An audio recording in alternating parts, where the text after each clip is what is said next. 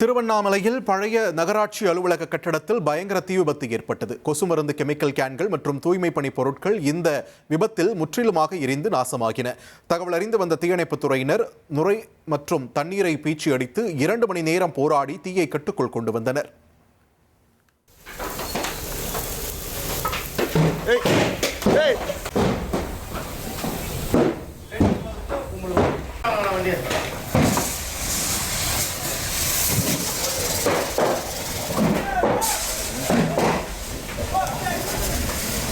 முன்னாடி வரியா?